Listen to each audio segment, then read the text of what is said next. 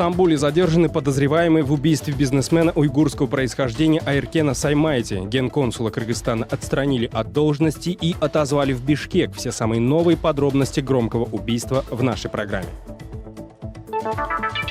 В Таджикистане военкоматы продолжают охоту за молодыми людьми призывного возраста. План по рекрутированию солдат в армию не выполняется. Армейские чиновники идут на крайние меры. Даже насильно забирают уже отслуживших мужчин. Его волокли, он кричал: «Отпустите, сам пойду». Его со спины волокли. Президент Радио Свобода Джейми Флай уверен, что президент Таджикистана распорядится прекратить нападки на радио Озоди, о чем говорили Эмомали Рахмон и Джейми Флай в Цюрихе. Наше бюро в Душанбе будет функционировать лишь в случае, если правительство этого государства изменит свое отношение к нашим журналистам. В прямом эфире информационная программа «Настоящее время Азия» в бишкекской студии. Я Шавкат Тургаев. Здравствуйте. В Турции задержаны трое подозреваемых в убийстве китайского бизнесмена уйгурского происхождения Айркена Саймайте. Двое из них, по данным турецкой полиции, граждане Кыргызстана. Еще один гражданин Сирии с поддельным паспортом. Сегодня же освобожден от должности генеральный консул в Стамбуле. Выяснилось, что машина дипломата была припаркована рядом с местом происшествия. В течение дня появился и еще один неожиданный поворот в этом деле. Саймайте, оказывается, еще в сентябре был объявлен в розыск Финполом Кыргызстана. Об этих и других подробностях происшествия расскажет Дарья Тимофеева. Найти этих молодых людей турецкой полиции удалось благодаря камерам видеонаблюдения. Было зафиксировано, на какой машине скрылись с места происшествия подозреваемые в убийстве Айркена Саймати. Сообщается, что задержали их при попытке пересечь границу Сирии. Получили в полиции города Адана подробности их допроса. Были задержаны гражданин Сирии Али Избех и двое граждан Кыргызстана Хусейн Акматалиев и Абдуллах Энвер. У гражданина Сирии был поддельный паспорт. Они познакомились в Сирии. Кыргызстанцы прибыли в Турцию месяц назад. На допросе они заявили, что убили за то, что он не был мусульманином. Такое признание отвергает все предыдущие догадки о причинах убийства китайского бизнесмена. Ранее турецкое издание «Сабах» связывало это с возможными долгами предпринимателя. Пользователи соцсетей в Кыргызстане строили другие версии. Имя Айркена Саймати фигурировало в громком расследовании Азатыка. По данным его автора, Саймати был связан с семьей экс-таможенника Раима Матраимова и причастен к выводу сотен миллионов долларов из Кыргызстана. Журналистское расследование стало поводом для проверки имущества семьи Матраимова. Она до сих пор продолжается. Узнать, был ли по этому делу допрошен китайский бизнесмен, так и не удалось. Зато Финпол Кыргызстана сегодня выдал другую, не менее интересную информацию. Оказывается, что Айркен Саймати уже 2 месяца находился в розыске. Какие ему были предъявлены обвинения и по какому делу, не разглашается. В центре внимания кыргызстанцев сегодня и вот этот автомобиль. Машина с дипломатическими номерами мелькала на кадрах турецких телеканалов с места убийства. Зарубежные издания отметили, полиция выяснила, что номера поддельные. Позже появилась информация, что внедорожник принадлежит самому Айркену Саймати. В итоге официальным владельцем рейндж-ровера оказался генеральный консул Кыргызстана в Стамбуле. Еще до публикации этих подробностей президент Сооронбай Джейнбеков освободил генконсула Эркина Сопокова от должности. После в МИДе страны заявят следующее. В конце октября 2019 года Сапоков, нарушив процедуры снятия с регистрационного учета и возврата дипломатических номеров на транспортное средство, передал автосалону «Рамадан Туризм» свой автомобиль Range Rover для дальнейшей продажи. Сапоков не смог дать разъяснение, почему рядом с местом убийства гражданина КНР Саймайте оказался указанный автомобиль. Пользователи сети недоумевают, как китайский бизнесмен, объявленный в розыск в Кыргызстане, мог кататься в Турции на джипе кыргызстанского дипломата. Вопросов в этой истории все еще больше, чем ответов. Напомню, гражданина Китая Айркена Саймати расстреляли вечером 10 ноября в одном из кафе Стамбула. От полученных ранений он скончался по дороге в больницу. Дарья Тимофеева, Самат Алышбаев. В настоящее время Азия, Кыргызстан. В Таджикистане растет количество жалоб населения на незаконное похищение людей призывного возраста для службы в армии. Такие похищения в Таджикистане называют облавами. Почему молодые люди в стране не хотят добровольно служить и насколько законны действия военных комиссаров Анушер Ванарипов о том, как в Таджикистане призывают на службу? Носимджона Хосимова, жителя района Рудаки, забрали в армию 9 ноября, в день его 18-летия. Его младший брат Наимджон говорит, что 8 взрослых людей выломали дверь в квартиру рано утром, стали выбрасывать одежду из шкафов и переворачивать мебель в доме в поисках его брата. Насимджон успел перепрыгнуть в окно к соседям и спрятаться в подвале дома. Мать детей Гулбахор в это время была уже на работе. Сам мальчик испугался агрессивных людей, но при этом внимательно смотрел за каждым их шагом. Пришел председатель квартала и подсказал им, чтобы поискали в подвале дома. Брата нашли и выволокли за волосы. Один из них был милиционером. Соседи говорят, что после того, как Носимджона Хосимова поймали, его практически раздетого вытащили на улицу, насильно затолкали в машину и увезли в неизвестном направлении. Его волокли, он кричал: «Отпустите, сам пойду». Его со спины волокли. Дальше я не видела, так как не вышла из подъезда. По словам соседей, охотники за Насимджоном в основном чиновники местного сельсовета и милиция. Через несколько дней после того, как молодого человека забрали, близким сообщили, что он уже служит в армии в погранвойсках. Также местные власти настаивают, что никаких законов не нарушали. Сотрудников сельсовета сегодня на работе найти не получилось. Сабухат нам сказала, что они пришли и вручили ему повестку, ему в руки. Вот интересно возникает вопрос, в какой момент? Когда и дверь ломали, когда его искали по квартире, как обыск, как будто бы он террорист. В какой момент, или когда они его тащили по подъезду, в какой момент они ему повестку вручили? По словам юристов, своими действиями участники охоты на Насимджона Хосимова и других призывников, которую в стране называют емким словом «облава», нарушают множество статей Уголовного кодекса: превышение должностных полномочий, нарушение неприкосновенности жилища, уничтожение имущества и других. Призывник ли он? На самом деле. То есть достиг ли он призывного возраста. Да, я увидел паспорт его, там дата рождения была 9 ноября 2001 года. А исчисление срока определенного времени, он начинается со следующего календарного дня. То есть фактически 12 часов ночи, уже в ночь с 9 на 10. То есть в 9 он еще несовершеннолетний, ему не было 18 лет. По словам правозащитников, жалоб на облавы в этом году гораздо больше, чем раньше. И, видимо, иначе в армию молодежь не заманить. Всего в стране проживает 600 тысяч человек призывного возраста. Ежегодно в армию требуется всего лишь 3% от этого числа. Плохое питание, отсутствие теплой одежды, дедовщина и, самое главное, отсутствие безопасности. Основные причины, по которым молодежь избегает службы. В прошлом году, наверное, было 40-50%. В этом году 80% обращений граждан связано с незаконным призывом. Почти каждое обращение, связанное с призывом, это связано с облавами, нарушением неприкосновенности жилища, некачественное медицинское свидетельствование. Это, наверное, с тем, что с каждым годом выполнение плана становится сложнее и сложнее, пока не проведем таких решительных реформ в армии, ситуация будет ухудшаться. Власти традиционно отрицают факт существования облав, несмотря на немалое количество видеороликов в интернете и показаний пострадавших. В Минобороны говорят, что если такое все же произошло, нужно обращаться в призывную комиссию по месту жительства. Жалобы и обращения должны рассматривать председатели призывных комиссий каждого района. На сегодня призыв выполнен примерно на 90% от плана. Бадахшанская область перевыполнила план на 10%, Душанбе также больше 100%, почти 110%. Хатлонская и Сагдийская область и районы республиканского подчинения выполнили план на 90% каждый. 3 недели осталось до конца призыва в таджикскую армию. Для таджикистанцев призывного возраста это пора, когда нужно осторожно передвигаться по улицам, чтобы не угодить в руки членов призывной комиссии. Анушер Вонарипов, Насим Исамов. Настоящее время, Азия. Закрытые ворота и высокие заборы не останавливают сотрудников военкоматов в их погоне выполнить призывной план. В Шахринавском районе дошло совсем до курьезного случая. Сотрудники местного военкомата дважды за последний месяц нагрянули домой к вернувшемуся для лечения на родину парню. 25-летний Алишер Косимов рассказал, что непрошенные гости перепрыгнули через ворота и сильно напугали его домочадцев. Несмотря на протесты владельцев дома, сотрудники военкомата спешно приступили искать призывника. Однако, не застав его дома, они силой затолкали в машину его брата. Курьез в том, что брат уже отслужил в армии.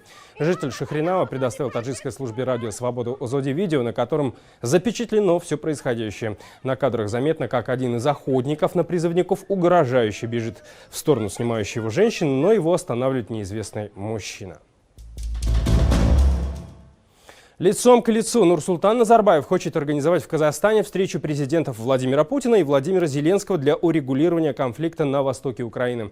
Об этом экс-президент Казахстана заявил на заседании международной дискуссионной платформы «Астана Клаб» в Нур-Султане. Он предложил свою страну в качестве нейтральной площадки для переговоров президентов России и Украины. Я уже получил согласие Зеленского на тет-а-тет. Об этом сообщил президенту России. Теперь посмотрим. Если нейтральная площадка нужна, я предложил Казахстан. Российско-украинские отношения остаются крайне напряженными с момента аннексии России полуострова Крым в 2014 году. Ну и сумеет ли Нурсултан Назарбаев помирить Украину с Россией? Об этом мы поговорим с экспертом. С нами на прямой связи по скайпу из Москвы политолог, эксперт по Центральной Азии Аркадий Дубнов. Господин Дубнов, добрый вечер. Вообще, как вам идея Назарбаева? Насколько удачной может быть его затея? Как вы думаете?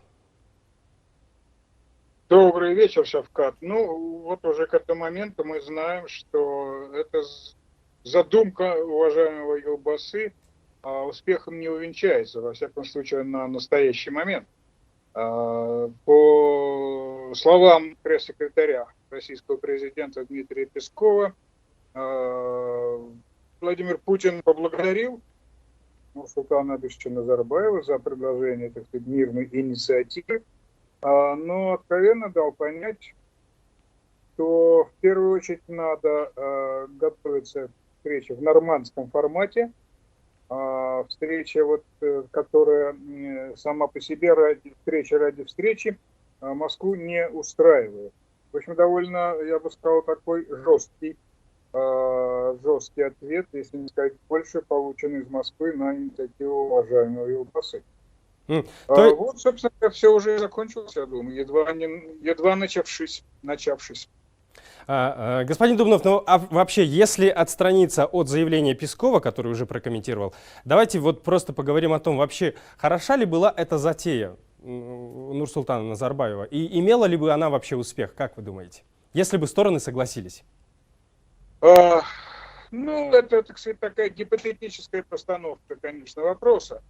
Но мы должны помнить, что Нурсултан Абишевич Назарбаев человек, так сказать, история, и он себя таким видит. Это человек-легенда, и он уже живым стал в памятники, проспекты, города и улицы. Библиотека Назарбаева в городе Нур-Султан, где стоит памятник Назарбаеву в виде монументального, так сказать, сидящего президента в позе президента Линкольна в Соединенных Штатах, в Вашингтоне, говорит о том, что, в общем, мы имеем дело с живым памятником, который должен все время проложить к себе тропу. Вот эта тропа в данной ситуации означает, что Нурсултан Абишевич все время напоминает о себе, как о несостоявшемся Нобелевском лауреате мира, и что он, в общем-то, еще и жив, и он, может, еще хотел с нами еще получить этого Нобеля, да? И я даже думаю, совершенно, что, в общем, он заслужит Нобелевскую премию мира не меньше, чем, ну, например, бывший вице-президент Соединенных Штатов Ал Гор, или там Евросоюз в своем, так сказать, едином коллективе, получивший несколько лет назад Нобелевскую премию мира, понимаете? Ну, все сейчас имеет свою цену, может быть, несколько иную, чем в то время, когда Нобелевскую премию получал академик Андрей Сахаров. Да? Так вот, вот это предложение Елбасы устроить тет-а-тет в Казахстане между Зеленским и Путиным, оно из той же серии, так сказать, такой громкий выхлоп, который должен, как бы, сорвать аплодисменты, снова родить разговоры о бесконечно высоком ресурсе миротворчества Казахстана и его первого президента, ну и так далее и тому подобное. То есть это, в общем, такой, я бы сказал, громкий удар ставнями во время серьезного, так сказать, ветра. Господин Дубнов, ставни спокойно ждали. Господин Дубнов, немного времени остается. Хочу очень задать один вопрос, процитировать Назарбаева. Сегодня он сделал весьма любопытное заявление. Цитата. «Путин хочет, чтобы там, имеется в виду в Украине, наступил мир. Мы все прекрасно понимаем, не эти территории России нужны, а совсем другие вещи. И далее важно, по совсем другим причинам там оказались российские силовые структуры». Как вы думаете, российские власти отрицают присутствие своих военных в Украине, а Назарбаев говорит, что они есть. Что можете по этому поводу сказать? 30 секунд у нас. Я понимаю так, что Назарбаев еще раз дает понять, что те действия, которые совершила Москва на востоке Украины, ему не нравятся и не нравились с самого начала. И он в меру своей деликатности и политической целесообразности все время давал об этом понять. И те слова, которые вы цитируете, именно это и говорят.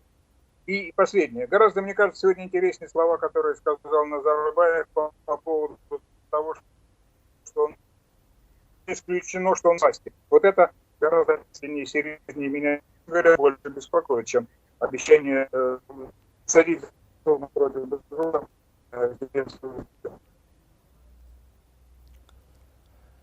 К сожалению, связь с Аркадием Дубновым у нас пропала, но я просто в завершении нашей беседы скажу, что министр иностранных дел Украины также заявил, что встреча двух президентов с двух стран тоже маловероятна.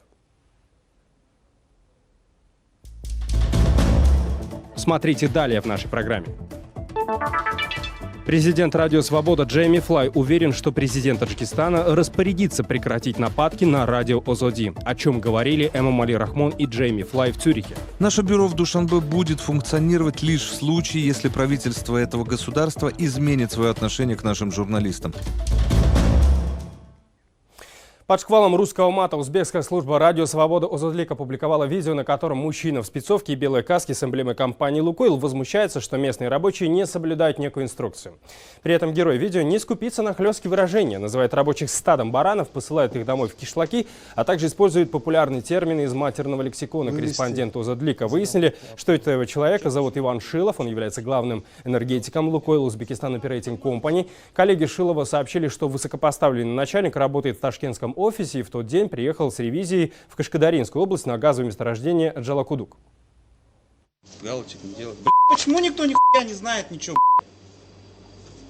Как мы, работаем? Заебаться я уже все это говорить. Кто фамилия как? Фамилия Итов, напишешь объяснительно, почему не по инструкции работать. Никто не контролирует. Что стоят тут толпа баранов? Мы что, инструкции-то вообще нахуй хуй кому пишем? Правила, инструкции, что нарушать их, что ли? Идите нахуй домой вообще, пришла. В узбекистанской дочерней компании «Лукойла» не стали отрицать этот инцидент. Официальный представитель Камаледин Носиров, наоборот, попытался узнать имена рабочих, которые пожаловались в редакцию Озодлика. Расследование дела о нападении на казахстанскую гражданскую активистку Галину Арзамасову затягивают надзорные и судебные органы. Об этом сегодня в Алматы заявила сама Арзамасова и ее адвокат. В конце августа в активистку стреляли прямо у здания районной администрации, однако правоохранительные органы после этого случая завели уголовное дело только по статье хулиганства. Одного из главных подозреваемых позже и вовсе отпустили под залог. Шалпана Разбекова продолжит. Вот уже третий месяц гражданская активистка Галина Арзамасова добивается правды. По ее словам, недоброжелатели могут уйти от ответственности. Сама Галина и ее сторонники уверены, стрелявшие или их заказчики недовольны ее деятельностью. Галина Арзамасова часто критикует чиновников и борется с незаконной продажей земли. Моя задача была, чтобы перестали продавать поливные поля, вырубать деревья, лужайки засыпать мусором. Понимаете? Ведь эти деньги не идут ни на детсады, ни налоги с них не оплачивают, ни на школы.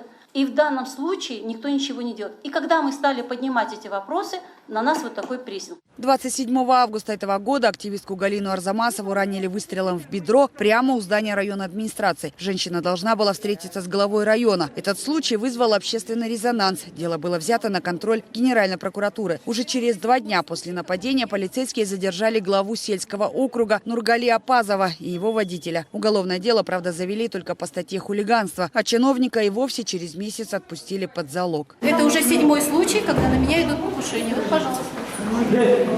Предыдущие нападения полиция также квалифицирует как хулиганство, поэтому Арзамасова собрала сегодня в Алматы пресс-конференцию. Она требует справедливого расследования, а именно объединить все дела о покушении на нее в одно производство, вернуть под стражу главного подозреваемого и переквалифицировать дело по статье покушения на убийство. Адвокат активистки открыто заявляет, все судебные и надзорные органы пытаются это дело спустить на тормозах. Нам стараются навязать, что вот эти действия, все нападения, которые были ранее, и сам последний случай, факт выстрела в Арзамасову Галину Георгиевну, якобы это все так, отдельные эпизоды хулиганских действий. Орган досудебного расследования в лице Следственного управления всячески пытаются переквалифицировать действия основного виновного лица. Получить вразумительный комментарий ни у полиции, ни у прокуратуры Алматинской области не удалось. Вопрос, почему было решено бывшего главу района отпустить под залог домой и почему в таком случае его водитель до сих пор находится под стражей, пока остался без ответа. Насчет залога, это суд решает. Мы досанкционировали арест. По препятствованию я вам сейчас ничего не могу ответить. То есть там, наверное, надо будет вам заброс написать, почему мы не квалифицировали, и, соответственно, получить официальный ответ. Ответ мы готовим не более 7 дней. Галина Арзамасова задает острые вопросы по самым насущным проблемам своего региона. Выступает против продажи земель так называемой зеленой зоны без разрешения местных жителей. По ее словам, к незаконной продаже земли в сельском округе Алматинской области причастны чиновники. На протяжении нескольких лет Арзамасову избивали, поджигали ее дом коктейлями Молотова. Шолпан Оразбекова, Павел Энгельгард. Настоящее время. Азия. Казахстан. Президент Таджикистана Эмомали Рахмон встретился с президентом Радио Свобода Джейми Флаем. Во время беседы Флай заметил, что бюро Радио Свобода будет в Душанбе работать лишь в том случае, если правительство изменит свое отношение к журналистам ОЗОДИ. О чем еще шел разговор на встрече в Цюрихе, журналист Шахло Гюльходжа попросил рассказать самого Джейми Флая. Господин Флай, здравствуйте. Добро пожаловать в студию таджикской службы «Радио Свобода». 7 ноября вы встретились с президентом Таджикистана Эмомали Рахмоном в Цюрихе. Какова была цель вашей встречи и как она прошла?